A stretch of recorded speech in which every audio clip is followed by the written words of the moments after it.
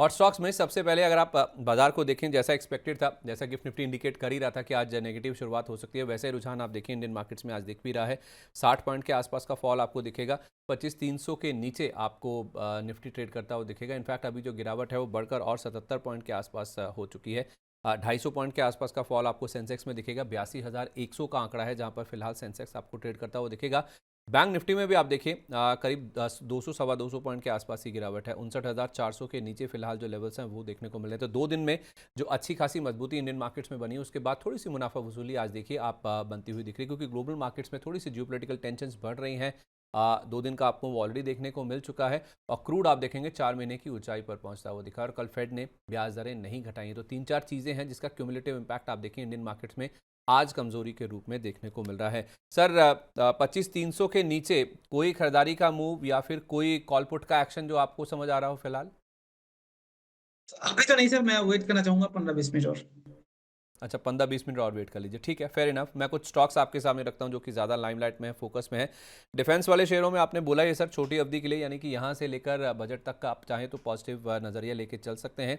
लेकिन ये एक्सपोर्ट्स वाले हैं, श्रिम्प वाली कंपनियां हैं, टेक्सटाइल कंपनियां हैं, उन पे क्या किया जाए सर? उनका क्या रुझान रखना चाहिए? स्पेशली ये कोस्टल कॉर्पोरेशन जो कि श्रिम्प के कारोबार से जुड़ी हुई कंपनी, या फिर और जो कंपनियां हैं अवंती फीड्स जैसी, एपेक्स फ्रोजन जैसी, उनमें क्या करना है सर? अच्छा मूव ऑलरेडी आ चुका है, अभी भी जगह है क्या?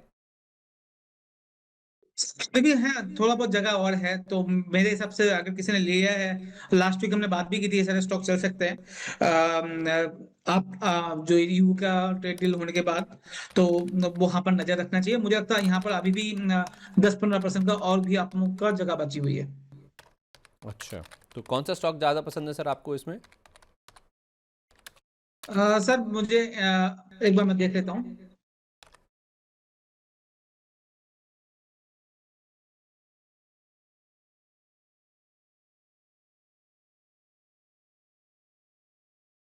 तो अगर सर अवंती फीड का आप चार्ट खोलोगे तो आपको दिखेगा वहां पर एक अच्छा अप मूव आने की कोशिश कर रहा है। पिछले नीचे हम्म। लेवल से 740 से 780 तक गया है। इसके लिए सर स्टॉप लॉस जरूर मेंटेन कीजिएगा, क्योंकि ना ये सारे चार्ट अच्छे, ज्यादा अच्छे भी नहीं है। जस्ट ये यू के रिजल्ट के, यू के साथ हमारा जो ट्रेड डील हुआ है उस वजह से यहाँ पर मूव आ रहे हैं। तो हम्म। मेरे हिसाब से यहाँ पर 775 या 770 का स्टॉप लॉस जरूर मेंटेन कीजिएगा। अच्छा, लेकिन मूव बड़ा यहाँ पे बन सकता है। जी जी, मूव ठीक है। ठीक ठाक बनना चाहिए। ठीक है, ओके। इस बीच आपको बता दें ग्लैंड फार्मा, जिसके नंबर्स के बाद आज देखिए आज रिएक्शन पॉजिटिव सर साइड पर एक और देखा, 9। स्टॉक मैं जरूर बोलना चाहूंगा, सॉरी मैं बीच में रोक रहा हूँ। प्लीज़ आप एक प्लीज़। बार ना लेदर स्टॉक को देखिएगा, वहां पर एक मूव जरूर आ रहा है। हम्म। कल लेदर स्टॉक में बहुत अच्छा मूव आया है। आज अगर हम्म। किसी वजह से करेक्शन मिलता है ऊपर के लेवल से, तो यहाँ पर थोड़ा बहुत ध्यान रखा जा सकता है। और साथ में जैसे? जेएनसन ज्वेलरी में भी गोल्डियम जैसे शेयर है, वहां पर हम्म। भी ध्यान दिया जा सकता है। गोल्ड डायम एक बार दिखा दीजिए, गोल्डियम GOLDIAM। गोल्डियम हाँ सर, वो गोल्डियम। मैं भी उसे पहले गोल्डियम ही कहता था सर, बाद में वो समझ आया कि गोल्ड डायमंड के जुड़ा हुआ जो गोल्ड डायमंड, गोल्ड डायम इंटरनेशनल, ये इस तरह से शायद उसका नाम है, GOLDIAM, गोल्ड डायम सर इंटरनेशनल। इनके प्रोमोटर भी गोल्डियम ही बोलते हैं, मैं प्रोमोटर से अच्छा मिल खुद। चुका हूँ। अच्छा अच्छा। बाद में मुझे नहीं पता, बट प्रोमोटर खुद भी प्रोनाउंस इसको गोल्डियम ही बोलते हैं। मैं तो खुद सा गोल्डियम ही कहता था, बाद में मुझे किसी ने ऐसे, मैंने किसी से बातचीत करते हुए सुना वो गोल्डाइम कह रहे थे। और लॉजिकली समझ भी आया, क्योंकि सर गोल्ड और डायमंड को मिलाकर ये वर्ड का आविष्कार हुआ है, गोल्डाइम, गोल्ड और डायमंड। तो आप कहेंगे तो गोल्डियम कह दिया करेंगे सर, ठीक है। अभी सर कुछ भी बोले सर, स्टॉक्स प्रॉफिट बनाना चाहिए। अच्छा। हमको कुछ ना बोल के भी पैसे बनाने का मतलब है। हाँ, हाँ। ठीक है, तो आप कह रहे हैं कि गोल्डाइम में माफ़ कीजिए, गोल्डियम में यहाँ पे अच्छा मौका है एंटर करने का। तो व्यू क्या रखना है सर, छोटी अवधि का है लंबी अवधि का? अभी तो छोटी अवधि का सर, अभी छोटी अवधि का चार्ट किसी का भी अच्छा नहीं है। जितने भी हम्म। स्टॉक की बात की मैंने, चार्ट ज्यादा अच्छा नहीं है, बट 2-3-4 दिन का, क्योंकि यू इफेक्ट है, तो हो सकता है एक बार मूव आ जाए। थोड़ा सा हम्म। आया भी है और थोड़ा सा बाकी भी लग रहा है मुझे अभी तक। हम्म। तिल बजट तक तो है। ठीक है, इस बार बजट से क्या एक्सपेक्टेशन है सर? पिछली बार क्या हुआ था, जो गोल्ड पर इंपोर्ट ड्यूटी कट की गई थी उस वजह से हमने देखा, उसकी वजह से नहीं, ओवरऑल जो जियोपॉलिटिकल टेंशन बढ़ी है उससे सोने की कीमतों में काफ़ी उछाल आया। इस बार कोई लाइक्लीहुड या कोई ऐसी एक्सपेक्टेशन है सर कि इंपोर्ट ड्यूटी को नीचे लाया जा सकता है या फिर उसको बढ़ाया जा सकता है, अगर जिस तरह से कीमतें बढ़ी हैं? नहीं सर, ये इस बार और कुछ नहीं करेंगे गोल्ड के सिल्वर के ऊपर, बट यस, इंपोर्ट को कम करने के लिए अगर कुछ गवर्नमेंट करे वो कर सकती है, क्योंकि इंपोर्ट में हमारा बहुत ज्यादा फॉरेन करेंसी जा रहा है। और हम्म क्योंकि गोल्ड का भाव सर 60,000 था, अब 1,70,000 हो गया आज। हम्म और भी 8,000 पॉइंट अभी भागा है सुबह सुबह सर। हम्म तो मोटा मोटा ये, और साथ में सर गवर्नमेंट का भी सर इसमें, मैं गलत वर्ड यूज नहीं कर रहा हूँ, मगर लगी पड़ी हुई है।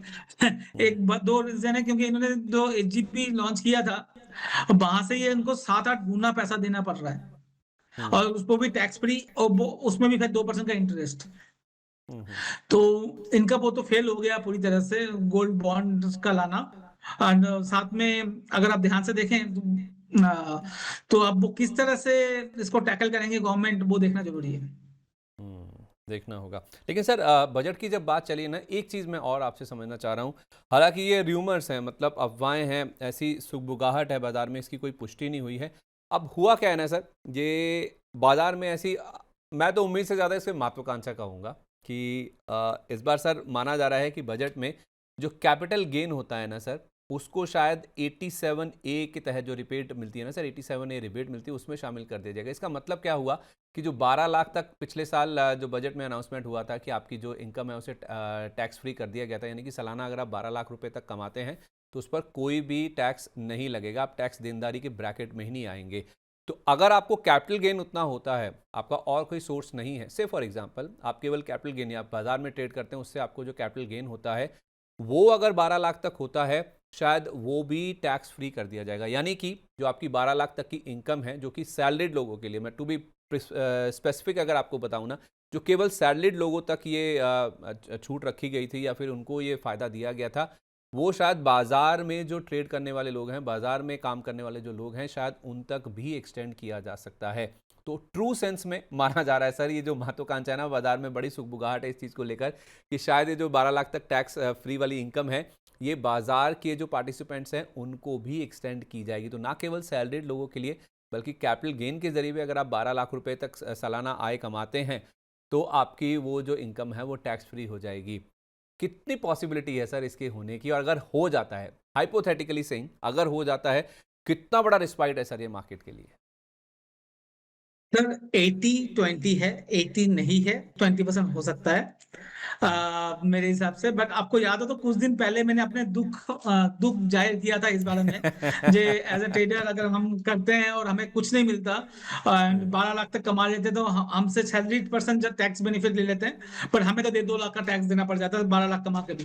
क्या हम हम्म ज्यादा लोअर मिडिल क्लास में नहीं आते या मिडिल क्लास में नहीं आते? हम्म राइट। तो ये अगर सुन लेते हैं निर्मला ताई तो बहुत अच्छा है ट्रेडर्स के लिए।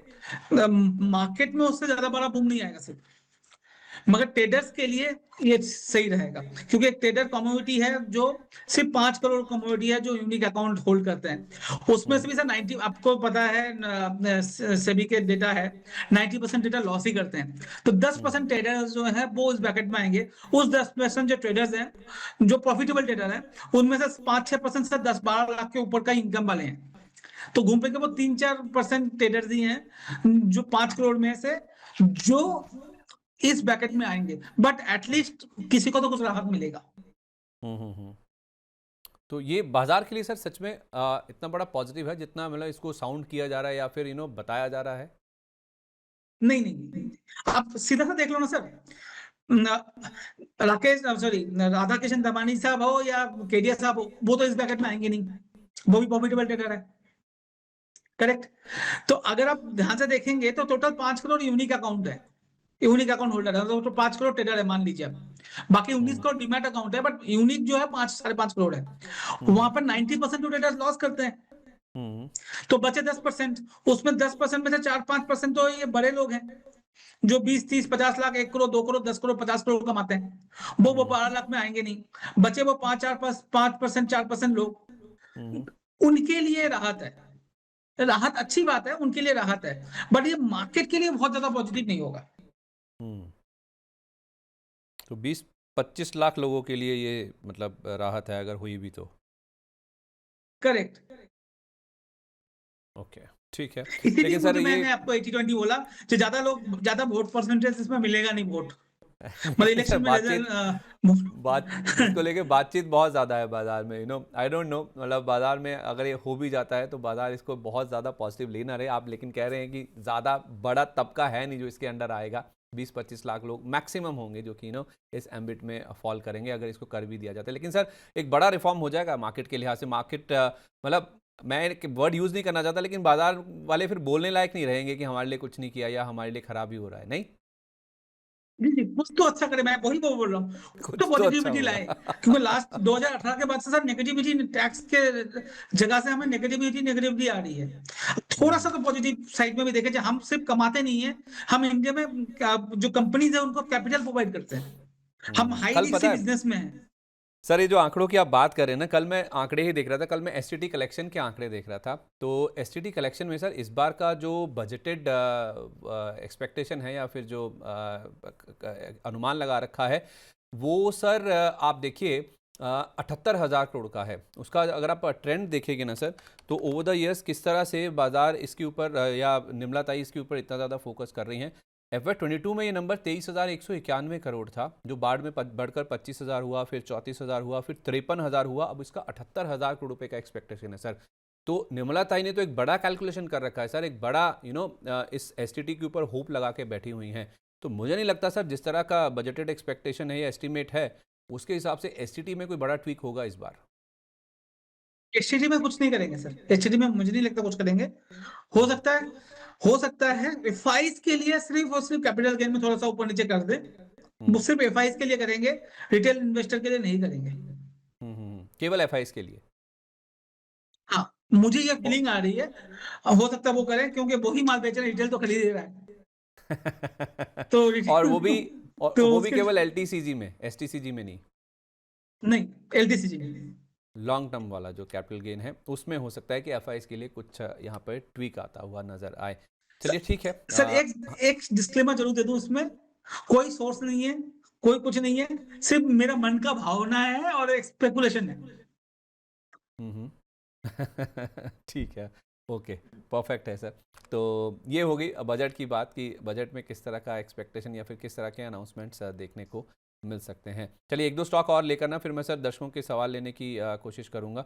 नंबर्स के बेसिस पर ग्लैंड फार्मा एक मैं डिस्कस करना चाह रहा था सर, 9% का अप मूव हमने यहाँ पे देखा, 7.5% ऊपर है ये। बिरला सॉफ्ट में भी आप देखिए 5% का अप मूव है सर, हाईलाइट कर ही रहे थे कि काफ़ी अच्छा मौका है। अगर आपका लॉन्ग टर्म का व्यू है, लंबी अवधि का व्यू है, तो अच्छा मौका है, आप धीरे धीरे इसमें खरीदारी शुरू कर सकते हैं। आज मुथूट फाइनेंस में भी देखिए 4.5% के आसपास की तेजी है। इसके अलावा डीबी रियल्टी एक स्टॉक है जो कि 20 लाख के वॉल्यूम्स के साथ 8.25% का अप मूव दिखा रहा है। हिंदुस्तान कॉपर तो मजबूत है ही है, कल भी काफ़ी अच्छी तेजी थी, आज भी 9% का अप मूव है सर। एक तो हिंदुस्तान कॉपर और दूसरा डीबी रियल्टी पे बताइए सर, क्या ये जो मूव आ रहा है क्या इंडिकेट कर रहा है? तो हिंद कॉपर तो मेरे हिसाब से आपके पोर्टफोलियो में अभी भी लेना चाहें तो ले सकते हैं, but high hmm, risky trade होगा, मैं ये जरूर बोलूंगा। बट आप इस पे ट्रेड करें स्टॉप लॉस के साथ, तो हम्म, 650 के करीब का स्टॉप लॉस लगा ले। जो मूव इसमें आ रहा है सर, ये 800 850 तक लेके जा सकता है, हम्म, मगर कहीं ना कहीं ये फंसाएगा, ये भी जरूर याद रखिएगा। इसके लिए जो मैंने एक स्टोरी बताई थी, हम्म, पार्टी में जा रहे हो, पार्टी में आपको दारू की वो हाथ में है या पेप्सी आपके हाथ में है, बट आपको जो खड़े होना है वो दरवाजा के पास खड़े होना है, वो कर हम्म, सकते हैं। तो हिंदुस्तान कपर में आपको एक ट्रेड देना चाहिए। हम्म, ठीक है। और डीबी रियल्टी में जो मूव आ रहा है सर?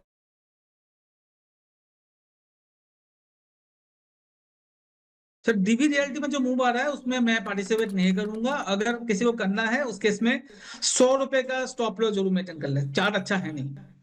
अच्छा, चार्ट अच्छा नहीं है, अगर आपको एंटर करना ही है 100 रुपये के आसपास का आपको यहाँ पे स्टॉप लॉस लगा के ही ट्रेड करना होगा। अच्छा, बिरला सॉफ्ट पे तो आप सर ऑलरेडी राय दे ही चुके हैं। कुछ लूजिंग साइड के स्टॉक्स की अगर मैं बात करूं सर, तो आज हम देख रहे हैं एक तो मारुति कल भी नंबर्स के बाद गिरा था, आज भी करीब 3% के आसपास का, 2.5% के आसपास का फॉल है। मोतीलाल ओसवाल कल अच्छा मूव था, आज 2.5% नीचे है। क्राफ्ट्समैन ऑटोमेशन करीब 4% की गिरावट है। और 5 स्टार बिजनेस फाइनेंस अच्छा मूव आने के बाद अब यहाँ पे मुनाफा वसूली हो रही है 6% के आसपास की। सर एक मुझे मारुति पे बताइए जो बड़े टिकट साइज वाला स्टॉक है, और दूसरा वॉल्यूम बेस्ड बाइंग अगर कहीं आ रही तो वो है जेपी पावर का स्टॉक। 76 लाख शेयरों से ज़्यादा का वॉल्यूम ऑलरेडी हो चुका है, इन दोनों शेयरों पे क्या करें? मारुति एक लॉन्ग टर्म चार्ट में बहुत ही खराब चार्ट दिखा रहा है और वॉल्यूम के साथ दिखा रहा है सर ये करेक्शन। तो अगर किसी के पास है उस केस में आज का आप 1400 14,300 का स्टॉप लॉस लगा लें। अगर ये टूटता है ना सर, मैं बोल्ड कॉल दे रहा हूँ 13,500, और 13,500 टूटता है तो 12,500 तक आ सकता है। बहुत ही खराब चार्ट ओके, हो रहा है। 12,500 तक, ठीक है। ओके। और ये जेपी पावर। तो जेपी पावर तो प्योरली अवॉइड करिए, ये स्पेकुलेशन वाला स्टॉक है, इसमें चार्ट या कुछ चलता नहीं है। हम्म। ज्यादा कुछ है नहीं सर। जेपी एसोसिएट की वजह से एक बार ये चला था, 19 रुपए तक गया था, डील हो गई अदानी ग्रुप के साथ, उसके बाद वापस करेक्शन आया है। अब इस स्टॉक में बात करना ज्यादा रिस्की बात है, मैं इसमें हम्म। कमेंट नहीं करना चाहूंगा। हम्म। चल भी सकता है, टूट भी सकता है सर, इसमें फंडामेंटल तो कुछ है नहीं। नहीं नहीं नहीं, मैं पता क्या समझना चाह रहा था सर, क्योंकि जैसे आपने राइटली पॉइंट आउट किया कि ये अदानी ग्रुप के साथ डील हुई, जेपीसी सेठ को ले लिया गया, तो ये आप ऑलमोस्ट मान लीजिए कि जेपी ग्रुप अदानी ग्रुप की ही कंपनी होगी एक तरह से, क्योंकि जेपी एसोसिएट्स का इनके पास स्टेक है। तो उस हिसाब से सर अदानी ग्रुप को लेकर खबरें ठीक नहीं है या फिर मूड माहौल ठीक नहीं चल रहा, तो वो पूरा ग्रुप अगर करेक्ट हुआ है तो ये भी साथ साथ करेक्ट हुआ, तो आप मान के चलिएगा अब इसका नेचर भी अदानी ग्रुप की तरह ही हो जाएगा। तो वो गिरेंगे, ये भी गिरेंगे, और हाई बीटा नेचर इसका भी बन जाएगा। तो क्या अगर अदानी ग्रुप में कभी इंप्रूवमेंट आएगा या फिर कोई अगर रिकवरी आती है तो इसमें भी उसका एक्शन दिखेगा, या पूरी तरह से अवॉइड करें? बहुत ऑप्शंस हैं। अवॉइड करें, बहुत ऑप्शन है, इसको अभी के लिए पूरी तरह से अवॉइड करें, आने वाले एक हम्म। दो महीने के लिए, जब तक कोई नया अपडेट नहीं आता स्टॉक पे। ठीक है, ओके। बस एक सेजिलिटी इंडिया बता दीजिए सर, इसमें क्या करना है? गिरावट में लेना है क्या अभी? कौन सा सर? सेजिलिटी इंडिया। तो ये अभी मैंने आपको बहुत पहले भी बात की थी, ये इसमें यूएस का सबसे बड़ा 90 या 95% बिजनेस यूएस से ही आई आता है थिंक हंड्रेड स्टॉक पे। परसेंट है सर, और इस वजह इनका से तो यहाँ हंड्रेड पर कोई परसेंट है। बड़ा मूव 100% आता है। और हम्म। बहुत साइडवेज है, जब से ये टैरिफ लगा है, तब से ये साइडवेज ही है। और हम्म। साइडवेज में अपर लेवल है 56 57, और लोअर लेवल है 45 48। तो करना क्या है सर, जब भी 48 के पास आए तो बाई कीजिए, 44 54 55 आए तो सेल कर दीजिए, ये रेंज चल रहा है सर इसमें। तो ऑलमोस्ट अच्छा। रेंज के नीचे की तरफ आ रहा है, एक दो रुपए हम्म। और नीचे आपका मिलता है तो लीजिए।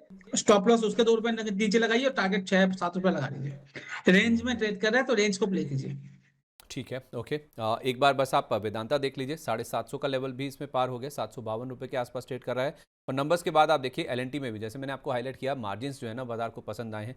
3.5% के आसपास की मजबूती के साथ आप देखिए एलएनटी में भी कारोबार होता हुआ दिख रहा है। 3,922 के आसपास फिलहाल ये ट्रेड करता हुआ दिख रहा है। अच्छे खासे वॉल्यूम्स के साथ आप देखेंगे आज यहाँ पे जो बाइंग इंटरेस्ट है वो बनता हुआ दिख रहा है। चलिए, कुछ तो दर्शकों के यही सवाल चीज भी। हाँ सर, प्लीज़। यही चीज उस टाइम पे हम कमेंट कर रहे थे कि ऑलरेडी करेक्ट हम्म। हो चुका है, जो नंबर्स का दम पे होना था। और यहाँ हम्म। से सपोर्ट बहुत अच्छा है, और अपर डायरेक्शन में ले सकता है स्टॉक। हम्म। तो हम्म। आपको ऊपर की तरफ भी देखने को मिलना चाहिए। बिल्कुल, काफ़ी अच्छा करेक्शन हो चुका है, और इस बार के जो नंबर्स आए हैं स्पेशली मार्जिन के फ्रंट पर बहुत ही अच्छे दिख रहे हैं। 10% के ऊपर के मार्जिन सर मुझे याद नहीं लास्ट टाइम मैंने कब देखे थे एलएनटी में। एलएनटी के लिए कंसर्न रहा है, जैसे एक समय टीवीएस मोटर के लिए कंसर्न हुआ करता था ना मार्जिन का, उसी तरह से एलएनटी के लिए जी। था।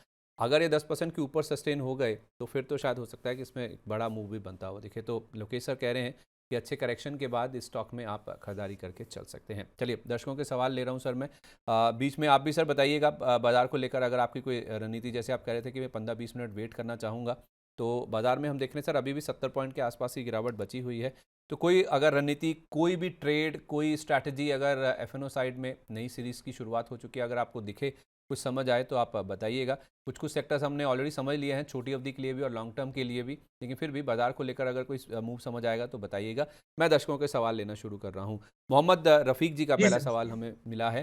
ये कह रहे हैं कि सर एक तो मुझे किटेक्स पे आप एडवाइस दीजिए, मेरे पास 232 के रखे हुए हैं, और नैटको फार्मा 873 का प्राइस है मेरा, साथ ही साथ एसएमएस फार्मा 333, और बेस्ट एग्रो लाइफ 28 रुपये 63 पैसे। ये कह रहे हैं कि सब में ही लॉस हो रहा है सर। 4 स्टॉक्स है, Kitex, Natco pharma, SMS pharma और बेस्ट एग्रो लाइफ। ठीक है सर, एक एक करके बात करते हैं। आराम से, हाँ, कीटेक्स धीरे सर धीरे। गारमेंट की कंपनी है, और आपको पता है जिस दिन से ट्रम्प साहब का अनाउंसमेंट आया था टैरिफ, 300 रुपए जी। से टूट के सर 150 आया था। मगर अब अच्छी बात क्या है, 150 से 200 के रुपए के पास में ये घूम रहा है, और सपोर्ट ले रहा है 150 155 का। क्योंकि आपने 240 में लिया हुआ है, स्टॉक बहुत अच्छा है, उसमें कोई दो राय नहीं है। जस्ट इनका एक्सपोर्ट होता है यूएस में ज्यादा, और उस वजह से यहाँ पर करेक्शन देखने को मिला था। अब आपको ये सोचना है क्या यूएस के साथ हमारा ट्रेड एग्रीमेंट होगा या नहीं होगा। मेरा मानना है होगा, चाहे वो 1 महीना बाद हो, चाहे वो 6 महीना बाद हो। मुझे लगता है 5-6 महीने बाद होगा, जैसे मैंने पहले भी बताया था, इलेक्शन के टाइम पे होगा, मिड टर्म इलेक्शन के पास होना चाहिए मेरे हिसाब से, उसके पहले नहीं होना चाहिए। हम्म आप देखिए धीरे धीरे वो बात भी अब थोड़ा सा शांत भी हो गया है। जो अभी ट्रेड एग्रीमेंट होगा ऐसा बात भी अब कम, बात करना कम हो गया है। मुझे लगता है होगा, बट वो इलेक्शन के मिड इलेक्शन के टाइम होगा, जो आने वाले 5-6 महीने में है। वहां पर ये स्टॉक पे रीरेटिंग होगी वापिस, मुझे लगता है बहुत जबरदस्त अपमूव आ सकता है। तो डाउन साइड रिस्क प्रोटेक्टेड है मेरे हिसाब से, स्टॉक को होल्ड कर सकते हैं अगर आपका हॉराइजन लंबा है उस केस में। ठीक है, ओके, ये किटेक्स की बात होगी। दूसरा स्टॉक सर बेस्ट एग्रो की मैं बात कर लेता हूँ। हाँ हाँ।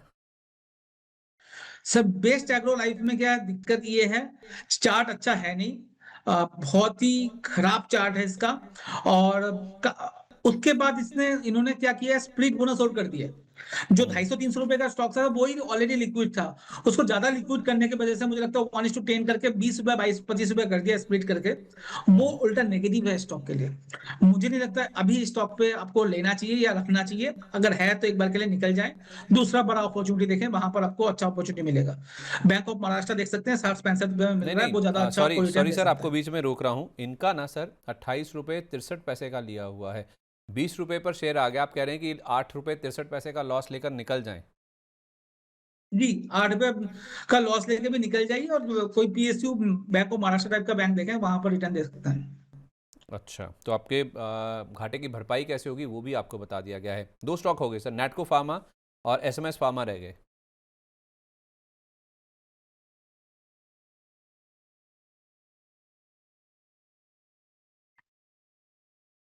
सर नेटको फार्मा के केस में भी चार्ट अच्छा है नहीं, कंपनी ठीक है, डाउन साइड रिस्क अब मैं बोलूंगा प्रोटेक्टेड हो सकता है, मगर चार्ट एकदम खराब है। तो अगर आपको रखना है तो 770 का स्टॉप लॉस जरूर मेंटेन करें। अच्छा, ठीक है, ओके। एक ना अच्छा, ये एसएमएस फार्मा रह गया सर, बस एक।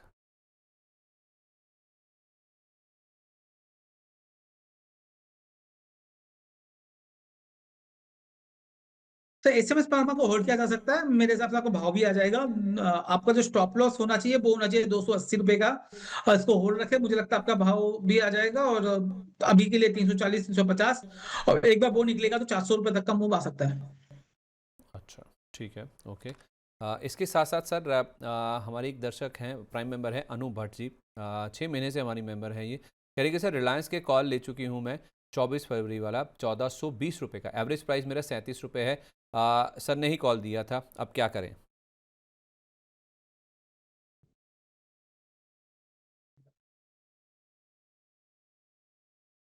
स्टॉप लॉस भी दिया था सर ने, please hmm follow the stop loss as well. And ये बात सर हमने 2 दिन पहले भी बात की थी, शायद मंगलवार को एग्जैक्टली। बात की थी 1420 हाँ वाले जी। कॉल पे। तो हाँ जी। उसमें हमने स्टॉप लॉस वापस रिवाइज, जिसने नहीं लगाया उनके लिए लगा दिया था हमने 18 रुपए का। अठारह हम्म रुपए स्टॉप लॉस लगा के होल्ड करें सर। ठीक है, 18 रुपये का स्टॉप लॉस लगा के आप इसको होल्ड कीजिए। अगर आपने पहले पूरा सुना होता तो उस समय जो स्टॉप लॉस था वो आपको ट्रिगर कर लेना चाहिए था। अभी के लिए आपका स्टॉप लॉस इस ट्रेड में बैठता है 18 रुपये का। ठीक है अनु जी, आई थिंक अब इस बार आप स्टॉप लॉस को ज़रूर फॉलो करेंगी। सुमित जी कह रहे हैं कि नमस्कार, एशियन पेंट्स और भारतीय हेक्साकॉम में कब एंट्री कर सकते हैं। सर पिछले 3-4 दिन से 5 दिन से ना ये जो बाजार में गिरावट हुई ना, अब सवाल इसी तरह से आ रहे हैं कि कुछ लोग जो अपॉर्चुनिस्टिक हैं, मतलब मौके का फ़ायदा लेना चाह रहे हैं, या फिर जो गिरावट हुई है उसमें कुछ कुछ खरीदारी की अगर शुरुआत करना चाहें, तो क्या उस खरीदारी में या फिर अपॉर्चुनिटी जहां बन रही है उसमें एशियन पेंट्स और भारतीय हेक्साकॉम फिट हो रहे हैं। एक second sir. Sir Asian paint का रिजल्ट काफी खराब आया था सर, उसके हम्म। बाद से जो पिटाई हुई है स्टॉक पे, नहीं सर, अभी तो ना करें, अभी ना करें। वापिस ये स्टॉक अपने नेगेटिव जोन में जा रहा है, और ये 2300 के लेवल तक जा सकता है। तो 2300 के लेवल जब आए तो वापिस एक बार पूछ लीजिएगा मनी नाइन में फोन करके या मैसेज करके। तो जो भी एनालिस्ट रहेंगे वो बात कर लेंगे उस टाइम पे, पर अभी के लिए इसमें हाथ नहीं लगना चाहिए। ठीक है, अभी हेक्सा के कॉम की लिए। बात करें, हाँ, तो मतलब सर एशियन पेंट्स कहाँ तक नीचे और जा सकता है अगर कोई वेट करे, या फिर अभी से यू नो। 2300-2250 दिख रहा है सर, 2300 रुपये बाईस सौ 2250 तक दिख पचास रहा है। ठीक है, परफेक्ट है, ओके। भारतीय हेक्साकॉम। भारतीय एक्सोकॉम में रिस्क लिया जा सकता है, थोड़ा थोड़ा एवरेज आउट या थोड़ा थोड़ा बाई किया जा सकता है। इसका जो स्टॉप लॉस जरूर मेंटेन कीजिएगा 670 रुपये में। 670 जब तक होल्ड है, क्योंकि ये बहुत अच्छा सपोर्ट जोन है, 3 बार यहाँ से घुमा है। तो 670 एक अच्छा खासा सपोर्ट जोन है। भारतीय हेक्साकॉम सर। शायद मैं दूसरा शेयर देख रहा हूँ क्या? मैं भारतीय नहीं देख रहा हूँ सर, सॉरी। हेक्सा टेक्नोलॉजी देख रहा हूँ, सो सॉरी। भारतीय हेक्साकॉम सर।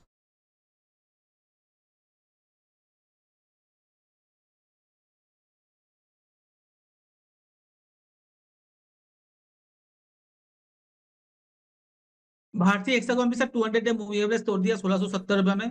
तो इस स्टॉक को भी अभी अवॉइड जोन में रखें, अगर नहीं लिया तो मत लीजिए। क्योंकि क्या है ना सर, जब ये चला था तो बहुत अच्छा इसने मूव दिया था। अब ये करेक्ट कर रहा है, तो करेक्शन में हर किसी को लगता है कि ऊपर से थोड़ा भाव नीचे आ गया। अब कंपनी तो अच्छी है सर, फंडामेंटल्स में कोई डाउट नहीं है किसी को भी। भारतीय ग्रुप के ग्रुप का नाम है, टेलीकॉम में किसी को रहना है तो वोडाफोन नहीं तो भारतीय एयरटेल या फिर ये स्टॉक ले लीजिए, हर कोई कहता है। लेकिन किस भाव पर, वो भाव बहुत इंपॉर्टेंट है। एकदम सही बोल रहे हैं सर, भाव भगवान बोलते हैं हम लोग एज अ मार्केट में। तो जब तक भाव सही नहीं आता तब तक हाथ नहीं लगाना चाहिए। तो क्या वो सही भाव होगा भारतीय हेक्साकॉम के लिए?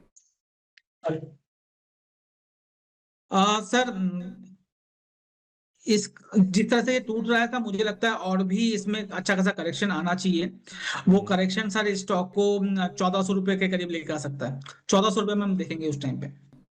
1400 रुपये, 2250 रुपये एशियन पेंट्स और 1400 रुपये के आसपास भारतीय हेक्साकॉम।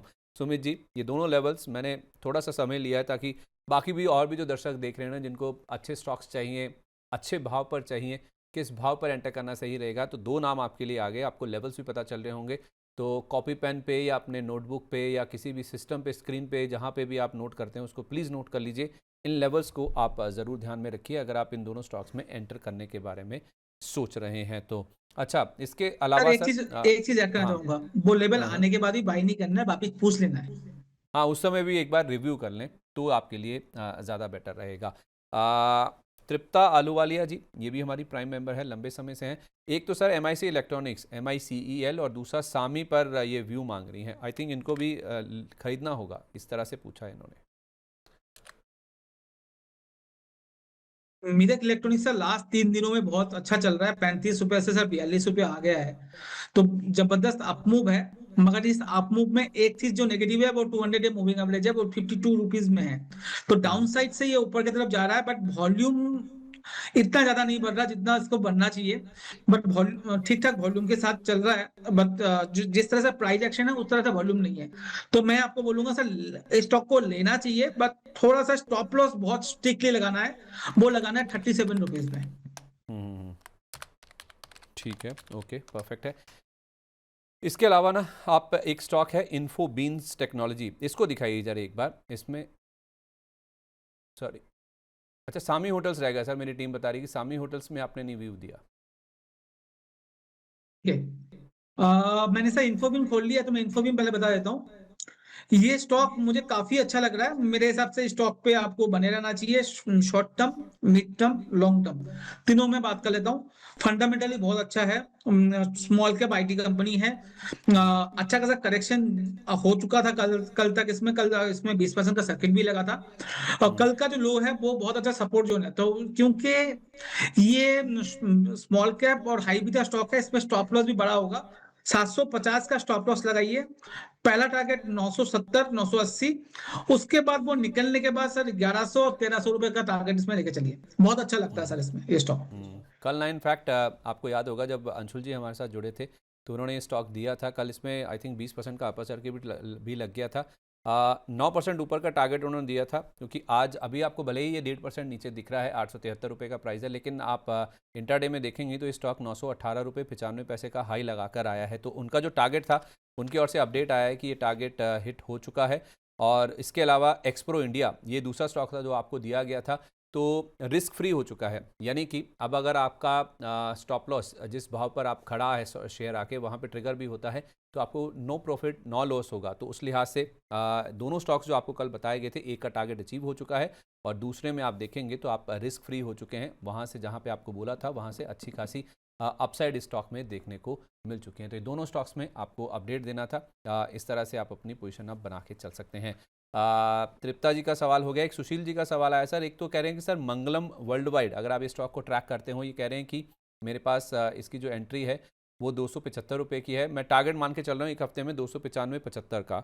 और इन्फोबिन अभी हमने बात करी है, इन्होंने 887 रुपये पे एंट्री की है, 938 रुपये का टारगेट ये भी मान के चल रहे हैं। तो इसका तो आपने जवाब दे ही दिया। मंगलम वर्ल्ड वाइड देखिए सर, अगर आप इसको ट्रैक करते हैं तो।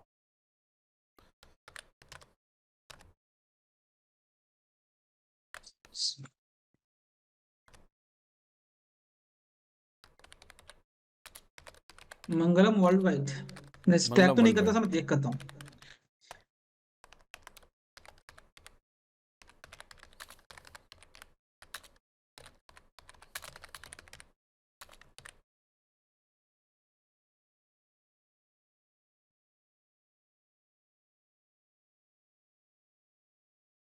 सर चार्ट में ज्यादा कुछ नहीं है, बट स्टॉक अच्छा लग रहा है। चार्ट वॉल्यूम बहुत कम होता है। मैं इसका फंडामेंटल ट्रैक नहीं करता हूं, तो मुझे फंडामेंटल का ज्यादा आइडिया है नहीं। बट हम्म चार्ट वाइज ये कंपनी ठीक लग रही है। उसके मुझे लगता है ये स्टॉक थोड़ा सा साइडवेज हो रहा है। अगर आप ध्यान से देखें तो रेंज जो है इसका 260 से लेके 280 के बीच का रेंज है। एक बार ये हम्म 280 निकल जाएगा ना सर, तो इसमें एक अच्छा खासा मूव आ सकता है ऊपर के डायरेक्शन में, जो होगा 340 से 360 रुपए का।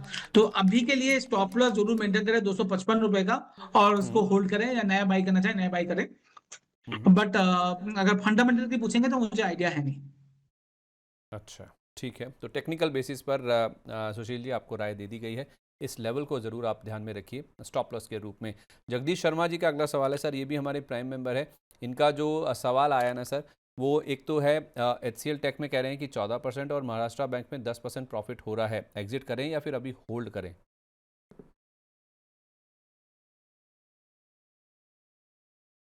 नहीं सर, अभी तो होल्ड करें। एचसीएल टेक और महाराष्ट्र बैंक दोनों को होल्ड करें। अच्छा, दोनों में कुछ स्टॉप लॉस के लेवल बता दीजिए सर, अगर होल्ड करना है तो। मैं एचसीएल टेक की बात कर लेता हूँ। जी। एचसीएल टेक सर ट्रेडिंग के पॉइंट ऑफ व्यू से बात कर रहा हूँ। मेरे हिसाब से एचसीएल टेक को आपको होल्ड रखना है 1670 रुपए तक का स्टॉप लॉस के हम्म साथ। अब मुझे लगता है ये स्टॉक में जो इस तरह से मूव आ रहा है, हमने सर 2-3 बार बात की है आईटी कंपनी में एचसीएल टेक और टेक महिंद्रा का। हम्म ऊपर के लेवल से जरूर यहाँ पर 30 रुपए से करेक्शन आकर 1700 रुपए आया है। ये अपॉर्चुनिटी है किसी को अगर ट्रेडिंग करनी है उस केस में। सोलह सौ हम्म। सत्तर का स्टॉप लॉस है। टारगेट मुझे 1800 रुपए तक का दिख रहा है। अच्छा, ठीक है, ओके। ये स्टॉप लॉस हो गया, आपका टारगेट भी आपको मिल गया। और दूसरा शेयर सर, उसमें क्या स्टॉप लॉस लगा के रखें फिर? Bank bank of of Maharashtra में। महाराष्ट्र सर आपका स्टॉप लॉस होना चाहिए बैंक ऑफ महाराष्ट्र में 61 के नीचे। मगर इसका सर मैं बात कर रहा हूँ थोड़ा सा लंबा, 3 महीना 6 महीने के पॉइंट ऑफ व्यू से, क्योंकि पीएसयू बैंक है। तो अभी आज के दिन पे मेरा दिल के करीब है। मुझे लगता है ये 75 रुपए से 80 रुपए तक जा सकता है, 75 से 80 रुपये तक जा सकता जो है यहाँ से बैंक ऑफ 30% महाराष्ट्र का तो। रिटर्न है। तो दोनों शेयरों को बेचने की जल्दबाजी आप मत कीजिए जगदीश जी। प्रॉफिट आपको हो रहा है, थोड़ा समझ आता है कि बाजार में उठा पटक है, तो थोड़ा सा लगता है कि जितनी जल्दी मुनाफा बुक कर लिया जाए, अगर हो रहा है तो ज़्यादा अच्छा है। लेकिन आपको स्टॉप लॉस दे दिया गया है, वो स्टॉप लॉस लगा के थोड़ा और ऊपर के लेवल्स को आप राइड करना चाहें तो मुनाफा आपका और भी ज़्यादा बढ़ सकता है। दोनों शेयरों में आप बने रहिए, अच्छे शेयर आपने चुने हैं, उनमें मुनाफा और भी आगे बढ़ता हुआ दिख सकता है। अच्छा, इसके अलावा सर मॉस्चिप 212 रुपये पर बाय किया हुआ है सानवी जी ने, सानवी सावंत जी ने, कह रही कि मैं होल्ड करूं या फिर एवरेज करूं इसको?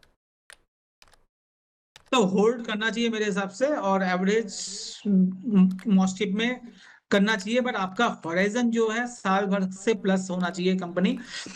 सर ये जो कंपनियां हैं ये चिप मैन्युफैक्चरिंग में हेल्प कर रहे हैं। अभी इसरो के लिए इन्होंने अच्छा खासा डेवलपमेंट किया है। कुछ दिन पहले एक न्यूज पढ़ रहा था मैं, काफी अच्छी कंपनी है, डाउन साइड रिस्क प्रोटेक्टेड है, और हम्म न्यू टेक्नोलॉजी में काम कर रहा है। तो आप ये मत सोचिएगा कल इसमें पैसा बन जाएगा, मत, जब बनेगा जबरदस्त बनेगा।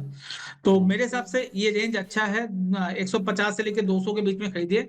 मैं इतना बड़ा रेंज क्यों दे रहा हूँ, क्योंकि टारगेट भी, ये कंपनी सर ट्रेडिंग के लिए नहीं है, ये कंपनी आपको 2-3-4 साल रखने के लिए है। हम्म। अगर ये सक्सेस हो गए तो ये 5 से 10 गुना भी हो सकता है।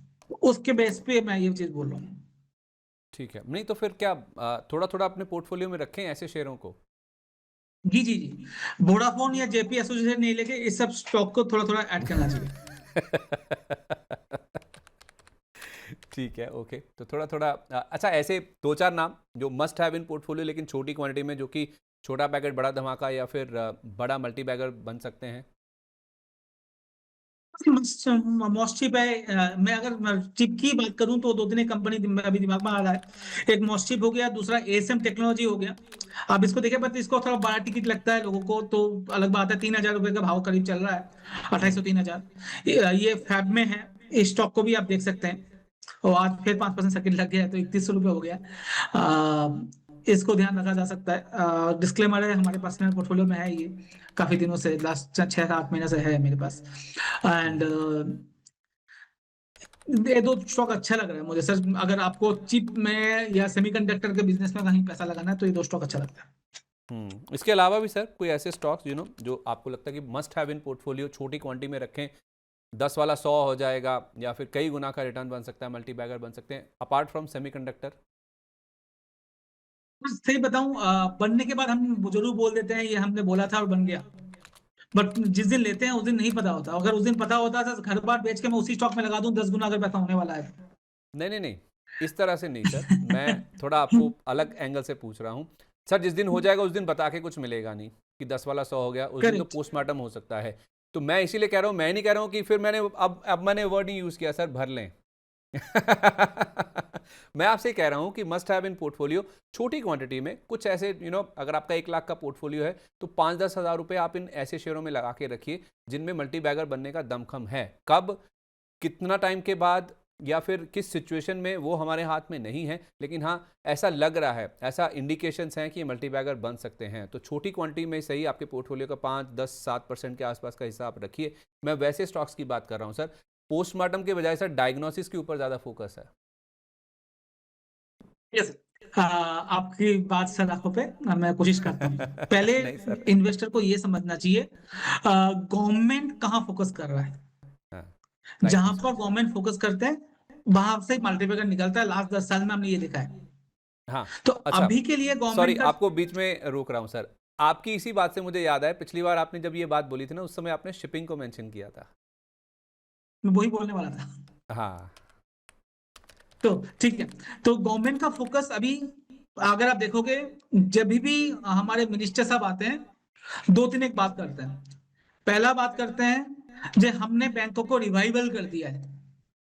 बैंक में अब उस तरह का घोटाला नहीं है, वो सब नहीं है। जितनी बार भी मोदी जी आते हैं, कोई आते हैं, तो पीयूष गोयल जी आते हैं तो ये बात करते हैं। तो फोकस ऑन पीएसयू बैंक्स, जो मैं PSU लास्ट बैंक्स। 6 महीने से बोले जा रहा हूँ। तो उसमें से अगर मैं एक स्टॉक लूं, और जो छोटे टिकट साइज भी हो, तो बैंक ऑफ महाराष्ट्र, इस ठीक है। स्टॉक को देखिए। चांसेस है 2-3-4 गुना बन सकता है आने वाले 2-3 साल में। कोई टारगेट नहीं, कोई स्टॉप लॉस नहीं। आप अपना खुद का प्लीज रिसर्च कीजिएगा, क्योंकि जब हम ऐसे ही बात करते हैं तो कभी कभी पागल भी लगते हैं।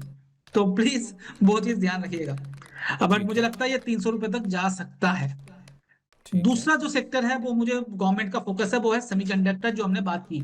आप अगर ठीक। देखेंगे हर दूसरे दिन बात न्यूज में आता है, सेमीकंडक्टर के हम ये कर दिया, वो करेंगे, 2030 तक हम यहाँ पर पहुंच जाएंगे। 2030 तक हम माइक्रो 3.5 माइक्रो नैनोमीटर का चिप बनाएंगे, हम वर्ल्ड मार्केट में सप्लाई करेंगे। और साथ में दुनिया में चिप का शॉर्टेज बढ़ रहा है। तो इंडिया का अगर ये, जिस तरह से इन्वेस्टमेंट भी आ रहा है इंडिया में, तो अगर आप ध्यान रखें तो एसएम टेक, मॉस्चिप, एक कंट्रोवर्शियल स्टॉक है केन्स टेक्नोलॉजी, अभी नजर में है। बिकॉज वैल्यूएशन आज भी महंगा है, तो मैं वैल्यूएशन में रखा हूं, बट हमारे नजर में है, ले नहीं रहे। वैल्यूएशन आज भी महंगा है, साथ में सीजी इशू स्टॉक में आया है। दोनों चीजें, सीजी ठीक इशू है। के लिए तो प्योरली अवॉइड जोन में रखते हैं, बट हम क्योंकि ये नई टेक्नोलॉजी में है तो यहाँ पर थोड़ा सा ध्यान है। हम्म। चौथा जो सेक्टर है सर, जो है शिपिंग इंडस्ट्री, उसमें मैं शेयर शिपिंग, नॉलेज मार्टिन, मैंने नॉलेज मार्टिन सर 1200 रुपये में बोला आपको। आज आज भी वो 1800 रुपये चल रहा है। स्प्लिट बोनस एडजस्ट करके मैं बात कर रहा हूँ। हम्म। मैं शिपिंग कॉर्पोरेशन की बात नहीं कर रहा हूँ सर, वो कंपनी का नाम है श्रेयस शिपिंग। मैं स्पेलिंग बता देता हूँ श्रेया आपको। शिपिंग। हाँ ठीक है। Shreyas shipping, right.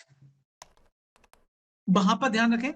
आ, जो पांचवा जो सेक्टर है वो थोड़ा सा लॉन्ग टर्म है।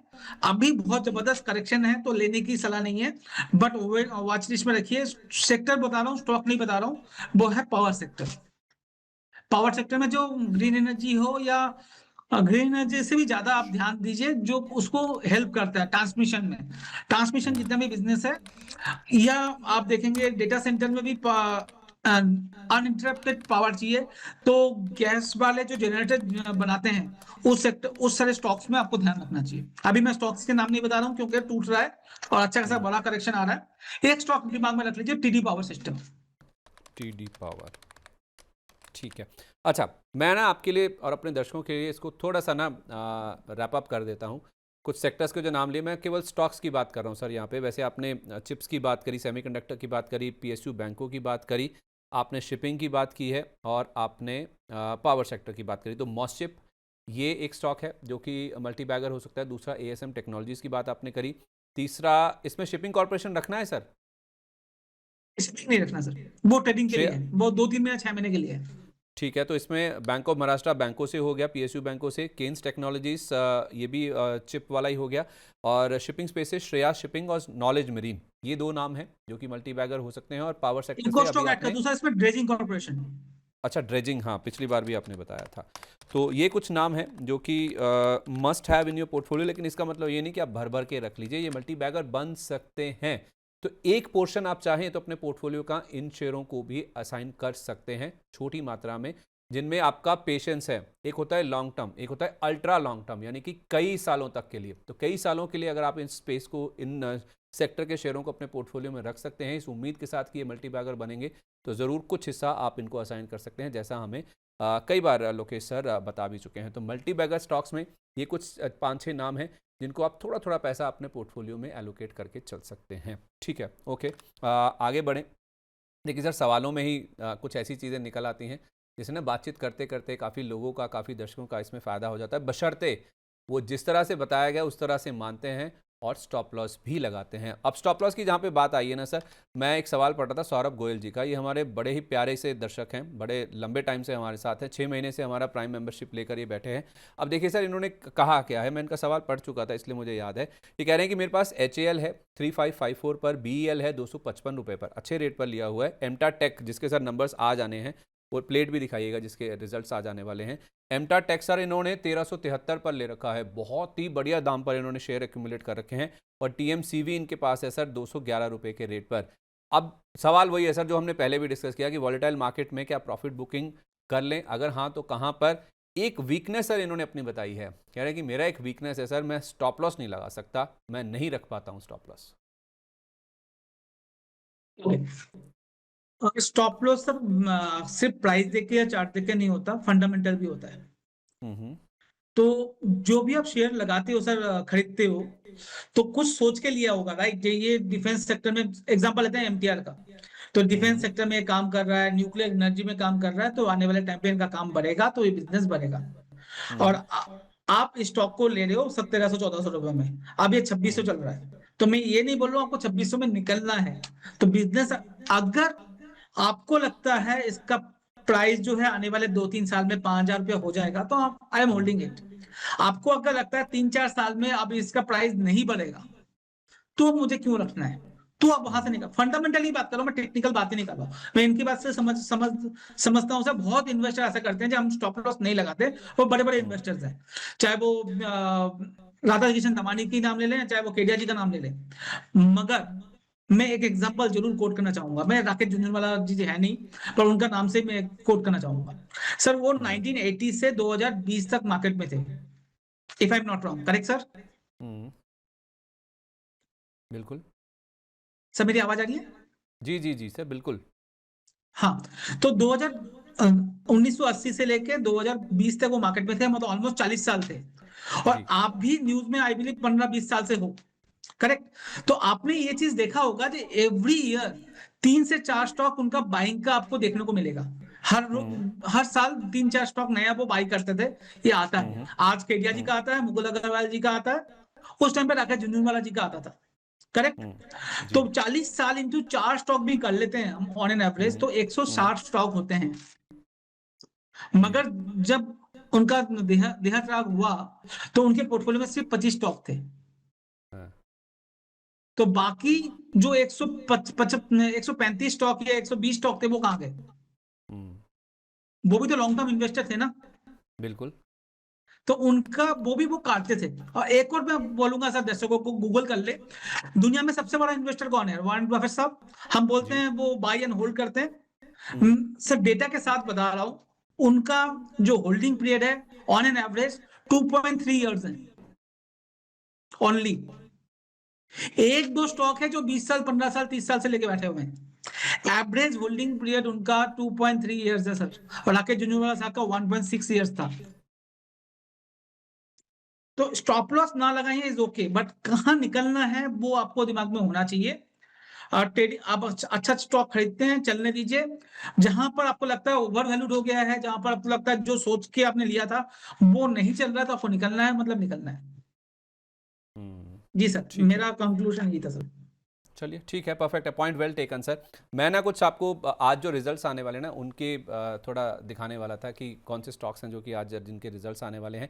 वैसे आज सर इकोनॉमिक सर्वे भी पेश होना है, मैं एक सवाल उस पर भी लेना चाह रहा था कि आपकी क्या एक्सपेक्टेशन है या फिर आप क्या देखना चाहते हैं इन नंबर्स के आधार पर सर। कोई स्टॉक जो आपके रडार पे है, क्योंकि पेटीएम की सर बातचीत बहुत टाइम से नहीं हुई, आज बड़ी बड़ी कंपनियों के नंबर्स भी हैं, उसमें डिक्सन टेक भी है जो कि 10,000 का लेवल भी नीचे की तरफ तोड़ चुका है। एमटा टेक के नंबर्स आएंगे अभी, जिस पे सवाल आया था। मेरा सवाल सर पेटीएम को लेकर है, टाटा मोटर्स भी हमने डिस्कस किया है। पेटीएम में सर हुआ क्या है कि वो जो पेमेंट इंफ्रास्ट्रक्चर डेवलपमेंट वाला एक जो फंड है सर, वो फंड का जो इंसेंटिव्स मिलते थे जो कि 128 करोड़ थे पिछले साल इनके लिए, वो पूरी तरह से खत्म हो चुका है सर। उसकी वजह से स्टॉक में करेक्शन भी हमने देखा था।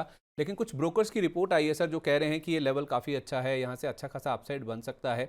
आज नंबर्स आने वाले हैं सर, पिछला रिजल्ट बहुत अच्छा था और जिस तरह का करेक्शन हो चुका है सर, ये मौका है या फिर नंबर्स का वेट कर लें?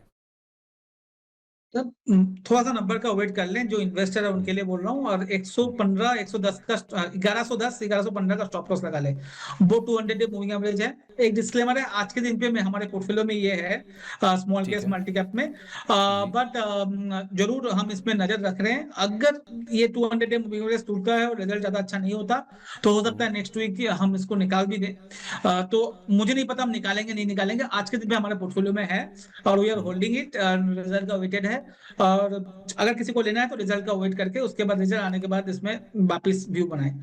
सर जैसे हमने पहले स्टार्ट किया था लॉन्ग टर्म इन्वेस्टिंग के हिसाब से, अब सर डिक्सन टेक्नोलॉजी देख लीजिए, जो हमने बात भी आपने दिखाया था 10,000 टूट गया। हमने 17,000 में 16,000 में बात की थी, किसी एक दर्शक ने पूछा था, उन्होंने 2,500-3,000 में लिया था, 16-17,000 चल रहा था, 20,000 से टूट के आया था। हमने उस टाइम पे बोला था इसको निकल जाइए लॉन्ग टर्म के बेसिस पे ही। उन्होंने 5 गुना पैसा बनाया, उसके बाद बात की है। आज के दिन पे उसका वापस वो भाव आने के लिए सर 100% रिटर्न चाहिए। 10,000 से हम्म। 20,000 आने के लिए 100% रिटर्न चाहिए। यही बात कर रहा हूं, कहीं तो निकलना पड़ेगा आपको। जब ये एक्सट्रीम ओवर वैल्यूड हो गया है, जो प्राइस 5 साल बाद आना था, वो अगर आज ही आपको मिल रहा है तो निकलना चाहिए। वही चीज ये हम्म। शो कर रहा है। हम्म। आपको याद हो सर, हमने 16-17,000 में इसको बोला था प्रॉफिट बुक करने का टाइम आ गया है, इसको निकल जाइए। चाहे वो ट्रेंड भी क्यों ना हो, आपको ट्रेंड का भी याद हो, ट्रेंड भी सर 9,000 से आज 4,000 आ गया है। अब नीचे से ऊपर देख रहे हैं तो ऊपर से भी नीचे वाला स्टॉक भी देखिए। अच्छे स्टॉक की बात कर रहा हूं मैं, बुरे स्टॉक की बात कर ही नहीं रहा। हम्म। ठीक है, ओके, परफेक्ट है। एक सवाल सर बस जाते जाते, आपने ट्रेंड को हाईलाइट किया, आपने डिक्सन टेक को हाईलाइट किया, इकोनॉमिक सर्वे में सर आप क्या देखना चाहते हैं? स्टेट ऑफ द इकोनॉमी, या कहें कि आपकी जो इकोनॉमी है उसकी दशा कैसी है, क्या चल रहा है आपकी इकोनॉमी में, उसका एक सर्वे सरकार कराती है, उसका एक रिजल्ट हमारे सामने आता है। तो आप इस सर्वे में क्या देखना चाहते हैं सर, जो कि बजट का या एक छवि या फिर बजट के कुछ इंडिकेशंस देगा जो चीज़? किस तरह से इकोनॉमी ग्रो कर रहा है, हम फ्यूचर में क्या देख रहे हैं 2 साल, 3 साल, 5 साल के पॉइंट ऑफ व्यू से, और कौन से जगह पे गवर्नमेंट का फोकस है या हो सकता है इस सर्वे से। जैसे मैंने हम्म। मल्टीवेरिएट की बात जब हम कर रहे थे, बोल रहे थे हाँ। गवर्नमेंट का फोकस जहां पर है वहां पर ही पैसा बनता है। तो मैं ठीक वो है। फोकस एरिया ढूंढना चाहूंगा जहां पर नेक्स्ट 1 साल 2 साल के लिए मेरे को पैसा लगाना है। ठीक है, मतलब इस इकोनॉमी सर्वे में वो सेक्टर्स या उन स्पेसिस का एक आइडिया मिल जाएगा जहाँ पे सरकार का फोकस है या फिर आने वाले सालों में रह सकता है, वहाँ पे पैसा बनेगा। करेक्ट। चलिए जी। ठीक है, परफेक्ट है सर, बहुत शुक्रिया आपका, थैंक यू सो मच अपना कीमती समय आज हमारे साथ शेयर करने के लिए। अब हमारे दर्शक सोच रहे होंगे कि आज हमने प्राइमरी मार्केट में कोई बातचीत क्यों नहीं करी, क्योंकि प्राइमरी मार्केट में कोई एक्शन है ही नहीं। थोड़ा सा मूड माहौल जिस तरह से बाजार का बिगड़ा है ना, कंपनियां थोड़ा वेट कर रही हैं लिस्टिंग कराने के लिए या फिर बाजार में उतरने के लिए, और थोड़ा बजट का माहौल भी है, तो उससे पहले थोड़ा सा एक्टिविटी डल होती हुई दिखी। शायद बजट के बाद ये पिकअप होता हुआ दिखे। कई बड़े नाम भी हैं, एसबीआई स्पेस की भी एक कंपनी का आईपीओ आने की तैयारी हो रही है, एसबीआई म्यूचुअल फंड की। तो थोड़ा सा यहाँ पे ठहराव ले रही हैं कंपनियां। सर काफ़ी सारे स्टॉक्स की चर्चा हुई है और काफ़ी सारी नई चीज़ें भी निकल के सामने आई। कुछ हमने मल्टी बैगर को लेकर, बजट को लेकर भी एक डिस्कशन किया, काफ़ी अच्छी चीज़ें निकल के सामने आई, लेकिन बहुत सारे स्टॉक्स की चर्चा हुई है, उनमें कोई डिस्क्लेमर? सर ज्यादा स्टॉक की चर्चा हम करते नहीं, नॉर्मली मैं बोलता कम हूँ।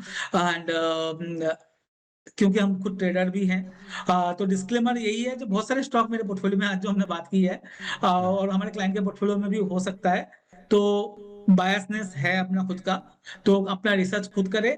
अदरवाइज अपने RA RI से पूछ के ही बाई सेल का बात करें, हमारी बात सुन के सिर्फ वॉच लिस्ट में रखें, ना कि बाई सेल करें। नंबर 1। नंबर 2, 200 मूविंग एवरेज को जरूर फॉलो करें, मैं बहुत मानता हूँ इस चीज को। 90% ट्रेडर वहां से बच सकता है, मेरा मानना यही है। तो उसके नीचे अगर कोई स्टॉक ट्रेड कर रहा है तो बहुत सोच समझ के बाई या सेल करें उस स्टॉक पे। नंबर 3 अगर मैं बात करना चाहूंगा सर, गवर्नमेंट बजट जो आ रहा है उसमें फोकस जरूर करें, बजट का फाइन प्रिंट को पढ़ें, आपको बहुत ज्यादा क्लियरिटी हो जाएगी एज ए रिटेल इन्वेस्टर कहां पर पैसा बन सकता है। बाकी आपको बता दूं, बजट वाले दिन प्री बजट भी और पोस्ट बजट भी लोकेश सिथिया जी हमारे साथ होंगे, हमारे साथ हमारे स्टूडियो में पूरा दिन हमारे लिए मौजूद होंगे, आपकी सहायता करने के लिए, आपको बजट के फाइन प्रिंट समझाने के लिए, बजट में क्या निकल के सामने आया है। तो बहुत शुक्रिया आपका सर हमारा इनविटेशन एक्सेप्ट करने के लिए। और सर एक जाते जाते एक ही बात बोलूँगा, अगर भाव भगवान छे तो क्या 200 DM में ग्रंथ है ट्रेडर्स के लिए, क्या ये सही होगा मानना? इन्वेस्टर के लिए ग्रंथ है, ट्रेडर्स के लिए तो सर हमें 2-3 दिन का देखना होता है, तो हम नीचे भी खरीद अच्छा लेंगे। अच्छा। बस 200 DMA प्लस स्टॉप लॉस बहुत इंपॉर्टेंट है, चाहे वो इन्वेस्टर हो चाहे वो ट्रेडर हो। चलिए बहुत शुक्रिया आपका sir, thank you so much इतना एनलाइटनमेंट करने के लिए। Wish you a very good day sir. Thank you sir. बिगड़े हालात में कैसे बनेगी बात? जनता को चाहिए एक ही जवाब, क्या टैक्स का बोझ कम करेगी सरकार? टैरिफ का डर जब तक नहीं होगा पार, मुश्किल में रहेगा कारोबार। रिफॉर्म के एजेंडे से पीछे नहीं हटना है, लेकिन आगे क्या? सबका मिलेगा जवाब जब 1 फरवरी को पेश होगा देश का बजट। बजट 2026 का 360 डिग्री कवरेज सिर्फ मनी 9 पर। इकोनॉमी, शेयर बाजार और आपके इन्वेस्टमेंट पर क्या होगा असर, जानिए और समझिए हमारे साथ दिन भर।